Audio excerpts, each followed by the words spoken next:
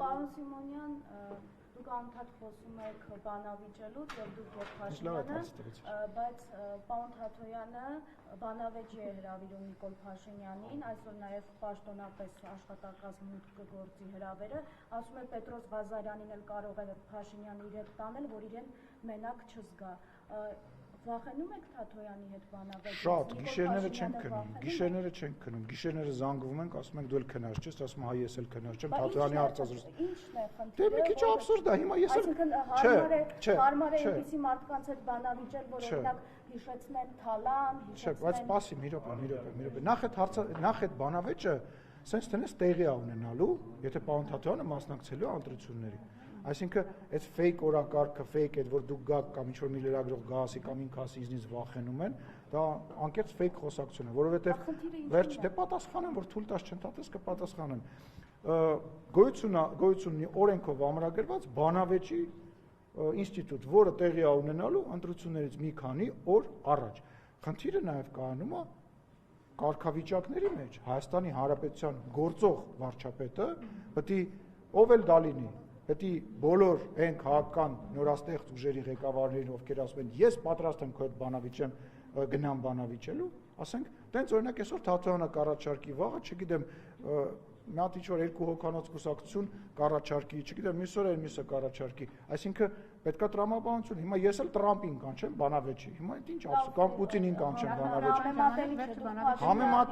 Համեմատելի է, որովհետև Նիկոլ Փաշինյանը ի տարբերություն Արման Թաթոյանին, որը որ մի պետական պաշտոն է ունեցել Սերժ Սարգսյանի կողմից, ինքը նշանակվել է մարդու իրավունքների պաշտպան, Նիկոլ Փաշինյանը, Անի ջան, ուզում ես եկել եմ քո մոտ հարցազրույցի, ես ասեմ, հետո դու ասա, ես ասեմ, հետո դու ասա։ Հիմա իմ հերթն է, պայմանավորեցինք։ Երբ որ նշանակվել է Սերժ Սարգսյանի կողմից պաշտոնյա, դրանից հետո ինքը որևիցե պետական պաշտոն ու հիմա չի զբաղեցնում, ինքը քաղաքական գործիչ է, իր կուսակցությունը ունի, ինքը այդ հնարավորությունը կունենա, կգա հանրայինի եթերում Պետրոս Ղազարյանի հետ եւ իր բոլոր հարցերը վարչապետի ինքը տա, բայց իր նման հարյուրավոր մարդիկ կան, որոնք ցանկություն կունենան բանավիճել։ Ինձ հետաքրքրում է բացառապես Փաշինյանին հարմար է բանավիճել այնպիսի մարդկանց հետ, ում կարող է ինչ-որ բան հիշեցնել, ում այս տարիների ընթացքում պարբերաբար թիրախավորել է եւ ինքը Փաշինյանին հարմար է բանավիճել բոլորի հետ, ովքեր այդ կարգավիճակը ունեն, որովհետև երբ որ վարչապետը գալիս է այստեղ, ինքը բանավիճում է բոլոր ընդդիմադիր падգամավորների հետ, եթե նրանք համարձակվում են գալ եւ մասնակցել հարց ու պատասխանին, բայց ինչ որ պահից հետո իրանք սկսել են չգալ այդ բանավեճին, որտեղ հասկացել են, որ չեն կարողանում բանավիճել։ Հետո եթե Արման Թաթոյանը իր շուրջը տենց մտածում է, որ ինքը այնքան դարակազմի քաղաքական գործիչ է, ինչ խնդիր ունի, կլինի էլի այդ բանավեճը մի 4-5 ամիս հետո կլինի, ավելի լավ ընտրություններին մոտ կլինի, ինքը իր պատմությունը կպատմի հանրային եթերով, ինչ ստից թեման։ Մի րոպե, վերջացնեմ։ Ես ինձ թվաց իմ բանավեճի մասին եք ասում։ Ինձ թվաց այն իմ առաջարկի մասին եք ասում, որ ես առաջարկել էի ընդդիմադիր հերոստահալիկներից որևիցե մեկի տաղավարում։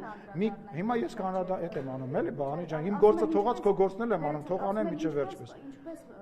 ընդունեն ձեր հրավերը, եթե օրինակ դուք մի դեպքում անտիֆեյքի տղաների դեմ հաղորդում ներկայացրել, մյուս դեպքում ժուրնալիստների միության հետ կապված, ընդ որում հասկանալ դեպքում հասկանալ ընդհանրապես ինչ կապ ունի օրինակ Սաթիկ Սերյանյանը այդ ես էլ չեմ հասկանում Սաթիկ Սերյանյանը ընդհանրապես այդ գույքի հետ ինչ կապ ունի եւ ժուրնալիստների միության հետ ինչ կապ ունի։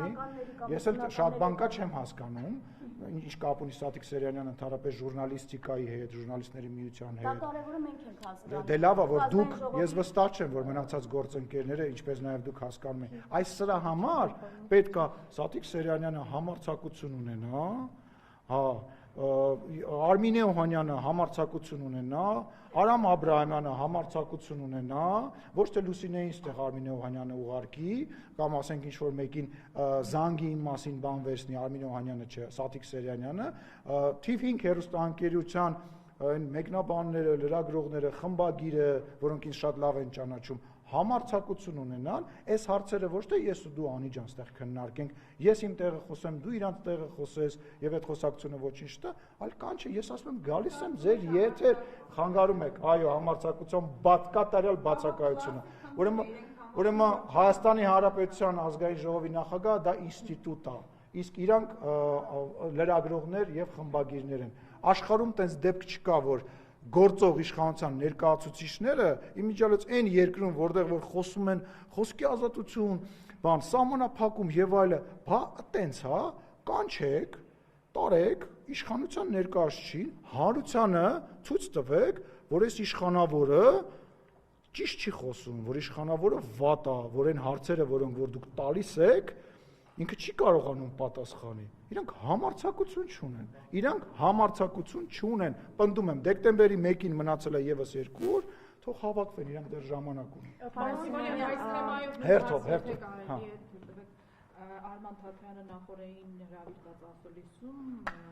անդրադառնալով ձեզ իշխանությունից զրկելուն ասել է, եթե նախկին նախագահները որոշեն մասնակցել 2026-ի աժանտրություններին դրապայքարին, ապա իր մոտ հարց է առաջանում, նրանք իսկապես ուզում են, որ Նիկոլ Փաշինյանը հեռանա պաշտոնից, թե այստեղ այլ նպատակներ ու հարցեր կան։ Նաև հավելել է, նախկին նախագահների չմասնակցության պարագայում, տեսեք, մենք մեր թիմը ինչպես միավորված Փաշինյանին կհեռացնենք։ Ես ինչ-որ մասով համակարծիք եմ պարոն Թաթոյանի հետ, շատ հետաքրքիր կարոզարշավ եւ պայքար կլինի, եթե իրան նշված նախկին չընտրված նախագահները, իսկ Սերժ Սարգսյանը եւ Ռոբերտ Քոչարյանը երբևիցե Հայաստանի Հանրապետության նախագահը իմ համար չեն կարող համարվել, որովհետեւ ընտրությունների արդյունքները որևիցե մեկի մոտ հավատ չի ներշնչել, եթե իրենք չմասնակցեն, միգուցե շատ մենք ավելի լավ ընդդիմություն ունենանք Հայաստանի Հանրապետությունում, քան հիմա, բայց իրանք դա չեն անի, որտեղ իրանք մոնոպոլ դիրքերում նախկին չինովնիկների, բիզնեսմենների եւ բդեշխների շնորհիվ ամեն մեկը փորձելու է ինչ-որ ձևով ներկայություն ունենալ այստեղ, բայց շատ լավ գաղափար կա։ Ես պարոն Թաթոյանին առաջարկում եմ սկզբից մի հատ այդ թեմայի շուրջ կանչի օրինակ Ռոբերտ Քոչարյանին եւ Սերժ Սարգսյանին բանավեճի։ Տեսնենք իրանք կվախենան, թե չեն վախենա, դուք ասում եք վախենում է։ Նույն իրանք էլ գործող երկրի ղեկավար չեն։ Հիմա ինքը տենց հավակնությունի գործող ղեկավարի է կանչում, թող հələ չգործող ղեկավարների նախքին կանչի, տեսնի իրանք կիշնեն իր մակարդակին, կգնան այդ բանավեճին, նոր հետ խոսենք։ Իսկ ես չլսեցի ով է հարց տալիս։ Լսեք, եթե պարոն Թաթոյանը այդքան ձեն կհավաքի, կկարողանա իր ասածը հասցնել, ինչու ոչ, կարող է եւ ինչ որ ընտրությունների ժամանակ հաղթի եւ